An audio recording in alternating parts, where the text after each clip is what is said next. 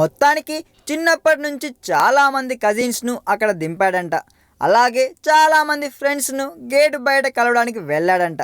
కానీ ఒక్కసారి కూడా అసలు సెయింట్ ఫ్రాన్సిస్ ఉమెన్స్ కాలేజ్ వారు మన అల్లు శిరీష్ గారిని మాత్రం లోపలికి రానివ్వలేదంటండోయ్.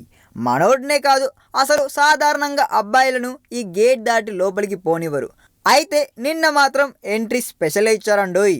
ఎప్పటి నుండో కేవలం గేటు మాత్రమే చూస్తున్న అల్లు శిరీష్ను ఇప్పుడు సెయింట్ ఫ్రాన్సిస్ కాలేజ్ లోపలికి రానిచ్చారంట. ఎందుకంటే అక్కడ జరిగిన ఓ ప్రోగ్రాంకు ఈయన చీఫ్ గెస్ట్గా వెళ్ళారండోయ్. అక్కడికి చీఫ్ గెస్ట్గా వెళ్ళిన ఈ కుర్ర హీరో అక్కడ అమ్మాయిలకి స్టేజ్ మీద స్పీచ్ ఇచ్చాడు కూడా.